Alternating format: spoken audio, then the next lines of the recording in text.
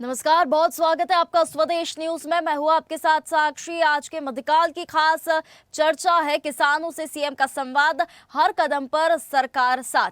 दरअसल केंद्र के मोदी और मध्य प्रदेश में मोहन की सरकार का एक ही मिशन है कि किसान यानी देश का अन्नदाता समृद्ध, संपन्न और खुशहाल हो। इसके लिए प्राकृतिक आपदा से प्रभावित किसानों के साथ तो सरकार खड़ी है, साथ ही कई तरह की किसान हितैषी योजनाएं चलाकर उनको लाभ दिया जा रहा है, जिससे उनका जीवन स्तर बेहतर हो सके। मध्य प्रदेश में भी बीते दिनों बारिश के दौरान करीब 1 दर्जन जिले बाढ़ प्रभावित रहे, जहां किसानों की फसल पूरी तरह चौपट हो गई थी। ऐसे में कई किसानों के सामने बड़ा संकट खड़ा हो गया। बाढ़ प्रभावित क्षेत्रों में मुख्यमंत्री डॉक्टर मोहन यादव के किसानों के बीच वे पहुंचे थे और फसल के नुकसान की भरपाई का वादा किया था। किसानों पर आई आपदा को लेकर सरकार ने संवेदनशीलता दिखाई थी। इसी क्रम में मुख्यमंत्री डॉक्टर मोहन यादव ने मुख्यमंत्री निवास स्थित समत्व भवन से आज क्षतिग्रस्त फसलों से प्रभावित 13 जिलों के किसानों के खातों में 653 करोड़ रुपए से ज्यादा की राहत राशि सिंगल क्लिक के माध्यम से अंतरित की। मुख्यमंत्री डॉक्टर मोहन यादव ने वीडियो कॉन्फ्रेंसिंग के जरिए विभिन्न जिलों के जनप्रतिनिधियों और किसानों से संवाद किया। मुख्यमंत्री ने कहा कि अन्नदाता को लेकर सरकार का संकल्प है कि किसी तरह की परेशानी नहीं आने दी जाएगी और संकट की किसी भी घड़ी में सरकार उनके साथ खड़ी है। प्राकृतिक आपदा से जो फसल बर्बाद हुई है, जो किसान प्रभावित हुए हैं, उनको राहत राशि का वितरण किया है। साथ ही मुख्यमंत्री ने सोयाबीन में पीला मोजेक से प्रभावित 6 जिलों के लिए भी 1700 गांव के 16,000 से ज्यादा किसानों के खातों में राशि ट्रांसफर की है। मुख्यमंत्री डॉक्टर मोहन यादव ने यह भी बताया है कि आज से सोयाबीन उत्पादक किसानों के लिए भावांतर योजना के रजिस्ट्रेशन की प्रक्रिया भी शुरू हो गई है। मुख्यमंत्री ने कहा कि हम किसानों को उनकी फसल का उचित मूल्य दिलाने के लिए प्रतिबद्ध है। सरकार का कहना है कि किसानों को जो भी नुकसान होगा उसकी भरपाई प्रदेश की सरकार करेगी।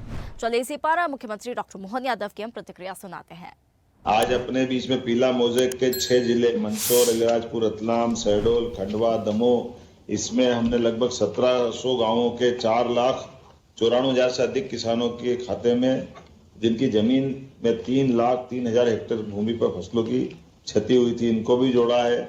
इसी प्रकार से बाढ़ प्रभावित पहले जिले जो हमने पहले दे दिए, वो शिवपुरी वगैरह, उनको कम अगर कर दें तो बाद में भी हमने रतलाम, नीमच, मंदसौर, बुरहानपुर, सिवनी, दमोह, उज्जैन, बड़वानी, खंडवा, विदिशा, मंडला इत्यादि जिलों को जोड़ा। इसमें 1800 से अधिक गाँव के 3,90,000 से अधिक किसानों के लगभग 3,50,000 हेक्टेयर 50,000 क्षेत्रफल में फसल को नुकसान पहुंचा था। तो इन सबकी चिंता करते हुए सबके लिए राशि दी है, लेकिन हर एक व्यक्ति के दुख और कष्ट में सरकार साथ खड़ी हो। भावांतर के लिए भी सारी फसलों के साथ हमने निर्णय लिया है कि हमारे आज से पंजीयन होगा और पंजीयन होने के बाद किसान के लिए हमारे सारे प्रशासन की ड्यूटी भी लगाई। पहले तो भावांतर के आधार पर किसान मंडी में किसी हालत में भाव नहीं गिरे, इसका प्रबंधन करने के लिए कलेक्टर और एसडीएम सबको लगाया है। ये सारी ड्यूटी लगा करके इस बात को ताकीद करेंगे।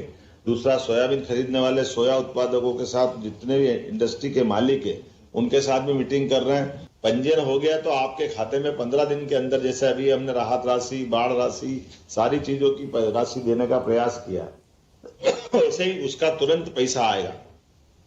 और अब तो और बल्ले बल्ले होने वाली है।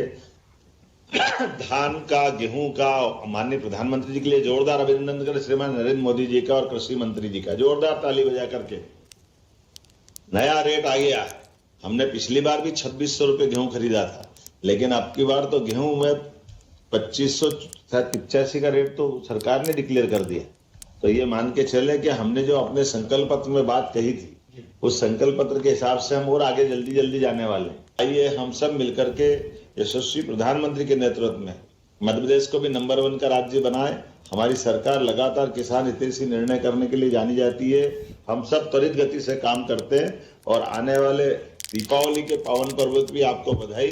और अब आप अपने इस पूरे सरकार के भाव को लेकर के, क्योंकि जब अच्छा होता तो हम जरा अच्छा होकर बाजार में भी बताएं, क्योंकि हमारे यहाँ तो अच्छा होने पे भी ढोल बजाने की आदत है। जब तक ढोल नहीं बजाओगे, बाजार में आओगे नहीं, तब तक मालूम कैसे पड़ेगा। तो ये अच्छी बातों को भी समाज के सामने आना चाहिए, नहीं तो लोग नकारात्मक बात ला करके हतोत्साहित करते हैं। अब जिनको रोना वो रोते रहेंगे, लेकिन हम सबको लेके चलना चाहते हैं, सबके साथ दुख तकलीफ में खड़े हैं। आज अपने बीच में पीला मोजेक के 6 जिले मंदसौर, अलीराजपुर, रतलाम, शहडोल, खंडवा, दमोह, इसमें हमने लगभग 1700 गांवों के 4,94,000 से अधिक किसानों के खाते में, जिनकी जमीन में 3,03,000 हेक्टेयर भूमि पर फसलों की क्षति हुई थी, इनको भी जोड़ा है। इसी प्रकार से बाढ़ प्रभावित पहले जिले जो हमने पहले दे दिए, वो शिवपुरी वगैरह, उनको कम अगर कर दें तो बाद में भी हमने रतलाम, नीमच, मंदसौर, बुरहानपुर, सिवनी, दमोह, उज्जैन, बड़वानी, खंडवा, विदिशा, मंडला इत्यादि जिलों को जोड़ा। इसमें 1800 से अधिक गांवों के। तो देखिए, केंद्र के मोदी और मध्य प्रदेश की मोहन सरकार का जो संकल्प है, जो मिशन है, वो ये है कि किसान यानी देश का अन्नदाता समृद्ध, संपन्न और खुशहाल हो। उसके लिए प्राकृतिक आपदा से प्रभावित किसानों के साथ खास तौर पर सरकार खड़ी है। साथ ही कई तरह की किसान हितैषी योजनाएं चलाकर उनको लाभ दिया जा रहा है। तो इसी पर आज की हमारी खास चर्चा है। हमारे मेहमान हमारे साथ जुड़ गए हैं। सागर कसेरा, प्रवक्ता बीजेपी, हमारे साथ इस खास चर्चा में हमारे साथ जुड़ गए हैं। वही धर्मेंद्र मलिक, किसान नेता, हमारे साथ इस खबर पर हमारे साथ इस विशेष चर्चा में हमारे साथ जुड़ गए हैं। वही आलोक इंदौरिया, वरिष्ठ पत्रकार, हमारे साथ इस खास चर्चा में हमारे साथ जुड़ गए हैं। सागर कसेरा जी, जो ये विशेष चर्चा है, इसकी शुरुआत आप ही से करना चाहूंगी कि आपको मेरी आवाज आ रही है? हाँ साक्षी जी, बिल्कुल जी, बहुत नमस्कार। आपका हमारे साथ इस खास चर्चा में जुड़ने के लिए बहुत स्वागत है।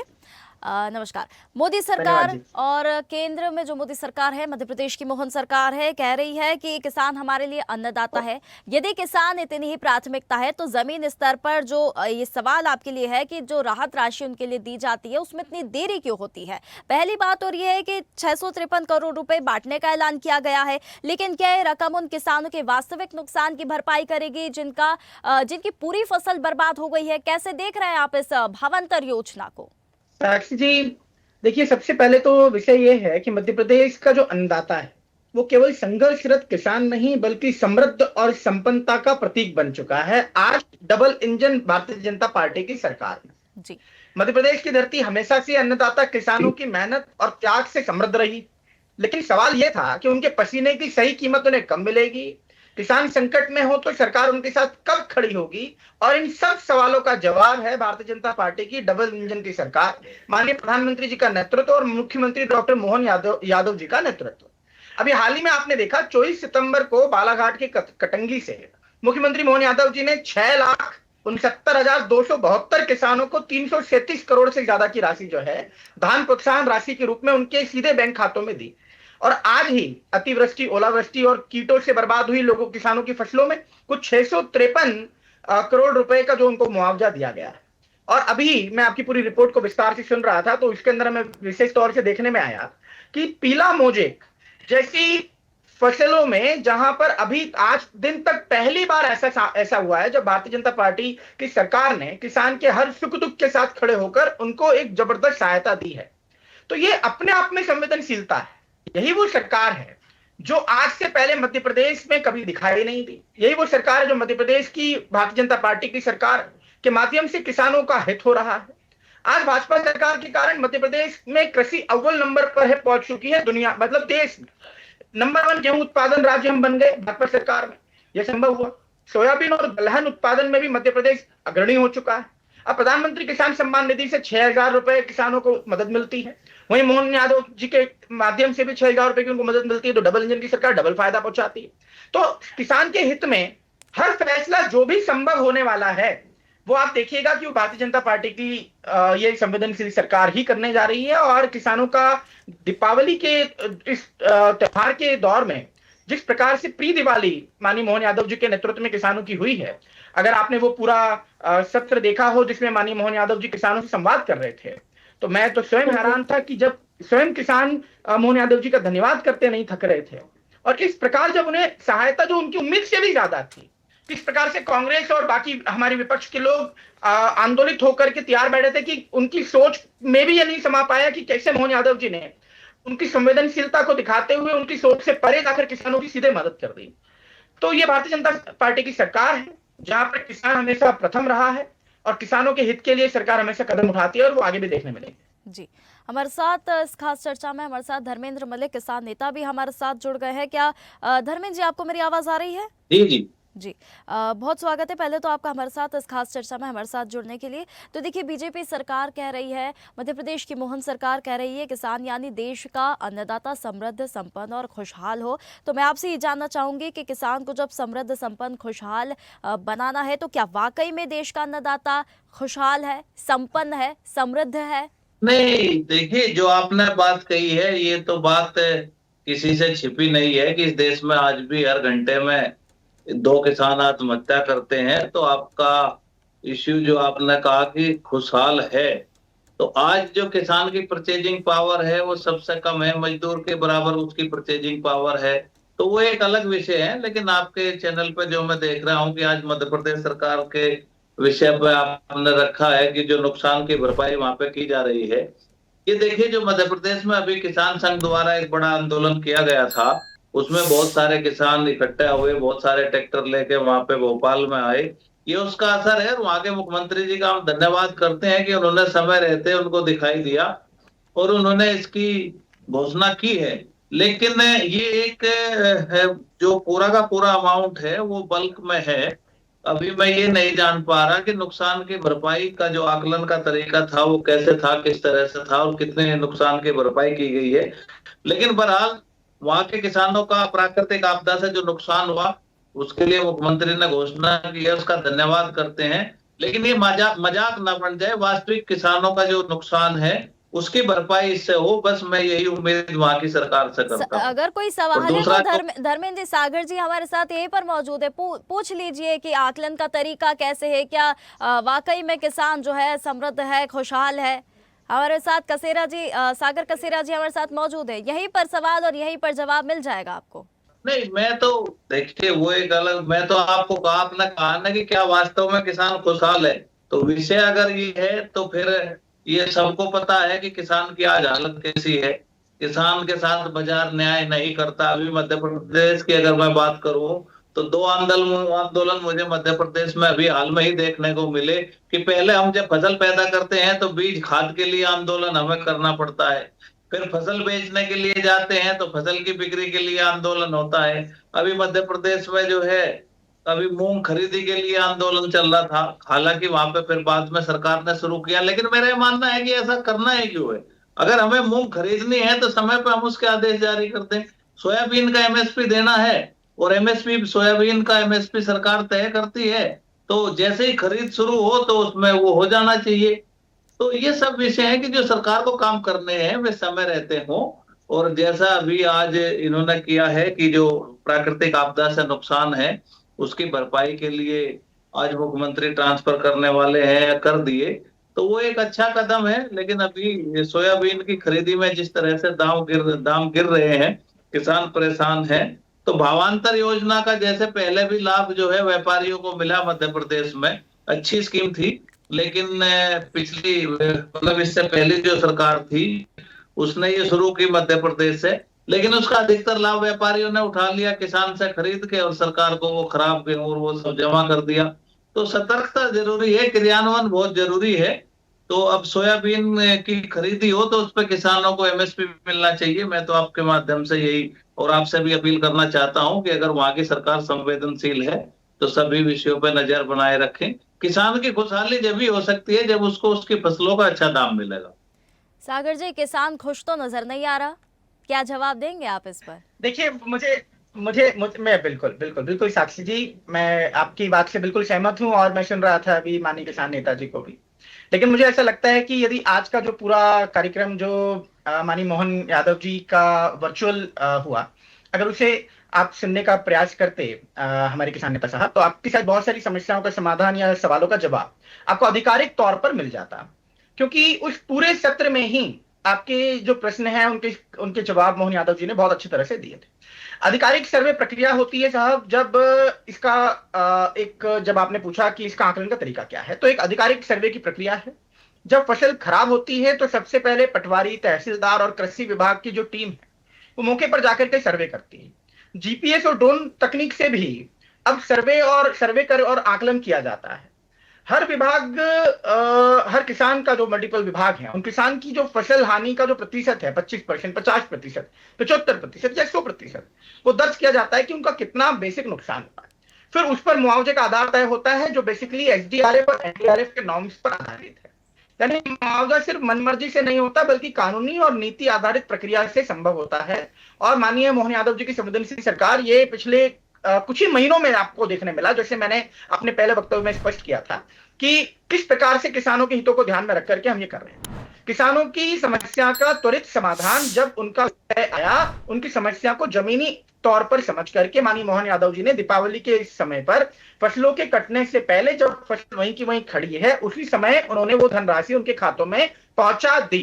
अब समझने की बात यह है कि जब भारतीय जनता पार्टी एक संवेदनशील सरकार होते हुए इस प्रकार से कार्य करती है, किसानों के हितों का ध्यान रख रही है, तो मुझे यह समझना होता है कि एक स्वागत योग्य कदम में हम नुस्ख या कमियां कैसे ढूंढ लेते हैं। किसानों के हितों का ध्यान सरकार तो रख ही रही है, लेकिन मुझे लगता है कि हर व्यक्ति, हर देश का नागरिक, हम अगर इस संवेदनशीलता से उनकी तरफ सोचेंगे, विचार करेंगे, उनकी समस्याओं को समझने का प्रयास करेंगे, तो मुझे लगता है इसका हम सही समाधान खोजने में हम न सिर्फ सहायता दे पाएंगे बल्कि एक समस्या का आकलन कर एक सटीक एक योगदान भी अर्पित कर सकेंगे, जिससे उन किसानों की किसान मदद यदि खुश मिलेगी। होगा ना तो किसी भी प्रकार की योजना में कुछ भी नुक्स नहीं निकाला जाएगा।